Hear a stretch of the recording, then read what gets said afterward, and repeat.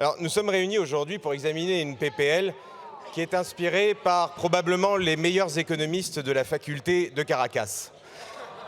Et effectivement, au même titre que vous assumez votre marxisme, pardonnez-moi d'assumer mon libéralisme, notre libéralisme sur un certain nombre de sujets.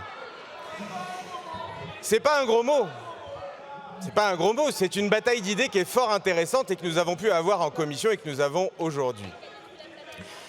Comme nous l'avons vu en commission, oui, votre proposition propose un système de blocage des prix et de blocage des marges. C'est le retour des prix administrés, du contrôle des marges, de l'étatisation de l'économie administrée. C'est ça le cœur de votre texte et c'est ce que vous avez toujours défendu en toute cohérence. Bon. Nous, ce que nous disons, c'est qu'au-delà des aspects idéologiques que nous assumons, il n'existe aucune preuve de fonctionnement des blocages de prix et des marges dans notre histoire économique française, mais même mondiale. Je pourrais vous citer en 301 à Rome le blocage des prix de 1000 produits alimentaires qui a conduit à des pénuries et du troc. Je pourrais vous citer la décision des députés de la Convention en 1793 qui vote la loi du maximum général. Regardez, M. Léaumont applaudit, donc il souscrit. Il souscrit du maximum général qui bloque les prix pour faire la guerre aux accapareurs. Voilà. L'effet a été à peu près nul. Les greniers se sont vidés, les magasins se sont vidés, les paysans ont caché leurs récoltes et comme ça ne marchait pas, les députés de l'époque ont décidé de mettre la peine de mort et la guillotine à ceux qui ne jouaient pas le jeu. Grande efficacité de ces mesures de contrôle de prix et des marges déjà imaginées à l'époque. Chers collègues, s'il vous plaît, seul le président a la parole et ça vient de tous les bancs. Hein. Paris 1974, un plan qui est cher à Grégoire de Fournas. Le plan Fourcade sur le refroidissement avec, là encore, des systèmes de blocage de prix et des marges.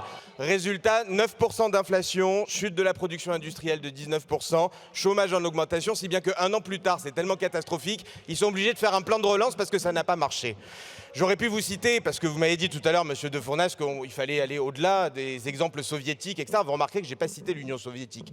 Je pourrais vous citer l'exemple du Zimbabwe, en 2007, qui bloque les prix alimentaires. Pénurie en quelques mois. Je pourrais vous citer l'exemple du Cameroun, 2008, blocage des prix du ciment. Plus de ciment, plus de construction, plus de BTP, qu'est-ce qui se passe? On est obligé d'abandonner cette merveilleuse idée de contrôle et de l'administration des prix. Argentine 2021, blocage des prix de la viande. Que se passe-t-il du coup? Les producteurs de viande décident d'exporter en disant vu que je ne peux pas vendre mes prix au bon prix dans mon pays, j'exporte. Et comme le gouvernement se rend compte qu'il y a de l'exportation et qu'il n'y a plus de viande dans les supermarchés en Argentine, qu'est-ce qu'il faut? Ils interdisent les exportations. Qu'est-ce qui se passe ensuite? Eh bien, les producteurs mettent n'importe quoi dans les paquets de viande, du gras, des os, etc., pour se conformer au prix qui a été fixé par le gouvernement argentin. Irlande 2022, blocage des loyers. À force de bloquer les loyers, on aboutit à une situation où il n'y a que 700 maisons en Irlande qui peuvent être louées parce que plus personne ne veut louer, parce que les prix ont été complètement bloqués. Moralité, le marché immobilier est complètement bloqué, il y a des centaines de personnes qui font la queue. On est obligé de sélectionner les locataires au tirage au sort, tellement ça ne marche pas. Bref, vous le voyez, et j'ai toujours pas cité d'exemple soviétique, ni vénézuélien, ni cubain.